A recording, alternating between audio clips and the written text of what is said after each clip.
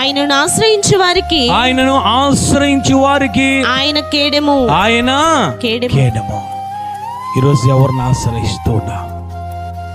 మనకు నచ్చిన, మనకు మనసుకు నచ్చిన, మెచ్చిన వారిని మనం ఆశ్రయిస్తున్నాం.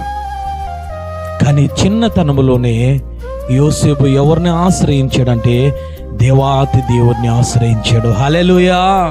ఆయన దేవుని యందు భయభక్తులు కలిగి ఉండడమే కాదు, కష్టకాలంలో, నష్టకాలంలో, శ్రమ వచ్చిన దినములో, ఆ యొక్క గుంటలో ఉన్న సమయంలో, ఆ యొక్క జైలులో ఉన్న సమయంలో, అతని మీదకి నింద వచ్చిన సమయంలో, అతను ఇనుము బాధించే సమయంలో ఎవరిని ఆశ్రయించాడనంటే దేవుణ్ణి మాత్రమే ఆశ్రయించాడు.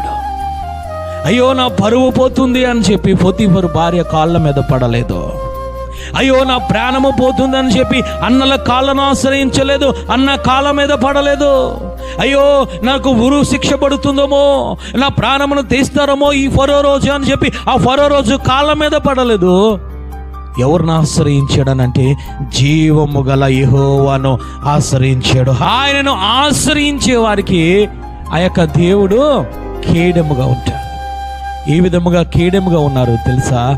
ఆ గుంటలోంచి లేవనెత్తారు, ఫరో ఇంటిలో ఉన్న బానిసత్వములోంచి లేవనెత్తారు. ఆ పోతీఫరు భార్య ఆ చేతిలో పాపములోంచి దేవుడు పైకి లేవనెత్తాడు.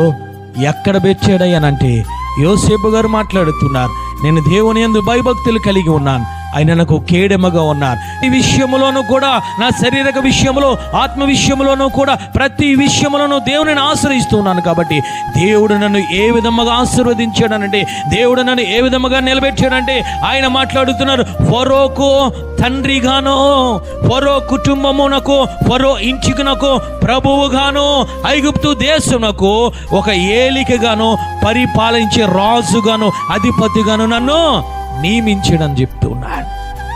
ఎవరు అయినా ఆ దేశము కాదు యోసేపుది. ఎవరు అయినా అనాథగా వచ్చాడు.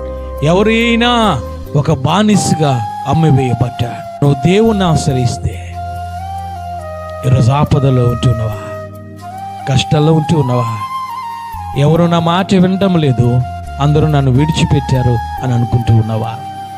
నువ్వు చేయవలసింది ఒకటి, దేవుని యందు మొదట భయభక్తులు కలిగి ఉండు. రెండవదిగా ఆయనను మాత్రమే ఆశ్రయించు. అప్పుడు ఆయన నీకు కేడెముగా వస్తాడు. నేను ఉన్నతమైన స్థానంలో నిలబెడుతూ ఉంటాడు. నీ కన్నీటిని తుడుస్తాడు. ఆయన నీ వేదన తీసివేస్తాడు. నీకు శాంతి, సమాధానము, సంతోషముతో నింపే దేవుడు.